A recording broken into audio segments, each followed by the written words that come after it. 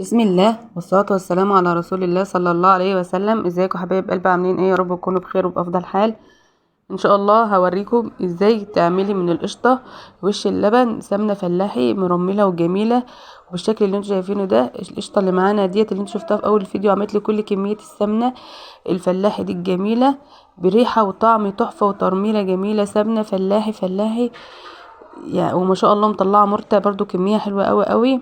يلا بينا نبدأ الطريقة. زي ما انتوا شايفين، شوفوا مطلعه معايا كميه قد ايه دي قشطه. كل ما بغلي اللبن بحوش وشه، او لو هترويه باللبن ممكن تحوشي وشه، وكل ما يتوفر معايا كميه بحطها في الفريزر واسيبها لغايه ما يتجمع معايا كل الكميه اللي انتوا شايفينها دي. حطيتها في حله زي ما انتوا شايفين، وهقلب فيها حوالي معلقتين من الملح، معلقتين كبار من الملح زي ما انتوا شايفين كده.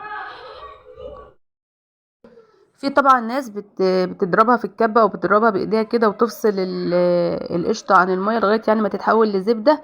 لا، انا ما بعملش الخطوه دي خالص. انا هوريها لك لان في ناس بتفشل في الطريقه ديت وما بتعرفش تفصل الميه عن القشطه. انا بقلب فيها الملح زي ما انتوا شايفين وبدوبه فيها كويس قوي قوي، بتوه الملح فيها كويس جدا جدا جدا، وبرفعها على نار هاديه خالص. يعني زي الشمع هوريها لكم دلوقتي معايا. بس اهم حاجه ان انت تدوبي الملح ده كويس او القشطه دي كلها. انا بغلي اللبن زي ما قلت لك وبحوش الوش بتاعه، لان انا عندي الاطفال بتوعي لو جم في بقهم حته قشطه يعني مش بيحبوها خالص. فانت لو اتجمع عندك اي قشطه حطيها في الفريزر لغايه ما يتجمع عندك الكميه دي كلها، وبعد كده بقى ايه اعملها بالطريقه اللي انا هقول لك عليها دي. طريقه سهله جدا جدا، ومش هي بتاخد وقت شويه على النار. هي بس عايزه متابعه. هتاخد معاكي مثلا حوالي ساعتين على النار مثلا، بس ايدك فيها بقى تقليب مستمر وهتفصل معاكي وهتبقى احلى سمنه. وهتشوفي دلوقتي الطريقه. رفعتها اهوت على نار هاديه زي الشمعة كده زي ما انتوا شايفين اهوت. بوريكم انا هديتها قد ايه، وبرفع بقى الحله دي على النار تمام كده واسيبها بقى. وهوريكم كل المراحل اللي هي هتوصل لها. بس يا ريت لو وصلت لغايه هنا من الفيديو يا ريت تحط لايك، لان اللايك هو اللي بيرفع الفيديو. وما تنسنيش بكومنت حلو منك، ولو ما اشتركتيش في القناه يا ريت تشتركي. اهو زي ما انتوا شايفين هنا اهوت. كل كده 10 دقايق راحه جايه كده في المطبخ. لو بتعملي حاجه اعمليها جنبك، مش هتحسي بيها. بتغسلي مواعين بتطبخي هي جنبك، كل شويه كده اديها تقليبه لان هي بتلزق. وممكن تشوط منك وتلزق لو ما قلبتهاش تمام كده. اهوت شايفين دي مرحله هي. انا عايزه اوريكم كل المراحل اللي هي مرت بيها. هتلاقيها كده فصلت اهيت زي ما انتوا شايفين.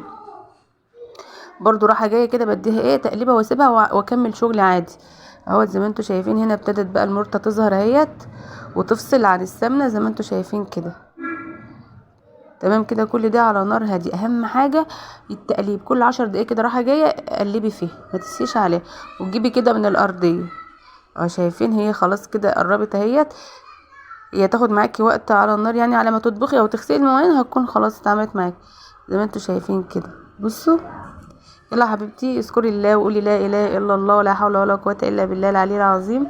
لا بذكر الله تطمئن القلوب. شايفين بقى ابتدت السمنه تفصل ازاي والمرته تنزل في الارضيه. تحفه وطعمها يعني بصي جميل جدا ومضمونه وفي البيت، وسمنه فلاحي اطبخي بيها يعني ما شاء الله. وبقى واحنا كل سنه وانتم طيبين داخلين على العيد نعمل بقى الكحك بقى. كل سنه وانتم طيبين. تعالوا بقى نصفيها كده مع بعض زي ما انتم شايفين. اي مصفى عندك عشان المرته ما تنزلش في السمنه اهو. عملت معايا كيلو من السمنة الفلاحي ما شاء الله ما شاء الله يعني زي ما انتوا شايفين. وطلعت معايا نص كيلو من المرتة. تحفة. المرتة دي بقى طبعا تقدري تعملي بها المش اللي هو بيعمل بيه الجبنة الحادقة الفلاحي بتاعتنا، وتقدري تغمسي بيه العيش كده جميل جدا جدا.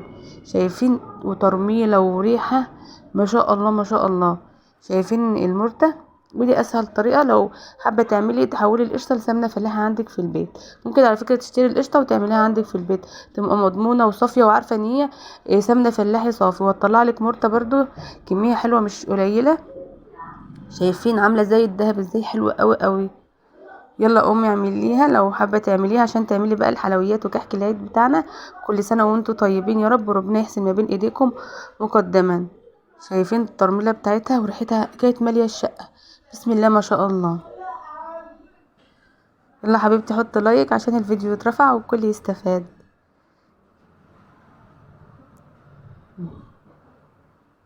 والمرته ما شاء الله ملحها كان مظبوط جدا جدا. ولو المرته طلعت خشنه منك ممكن تضربها ضربه في الكبه كده هتنعم معاكي وهتبقى جميله. شايفين حلوة ازاي؟ تحفة. يلا مع السلامة.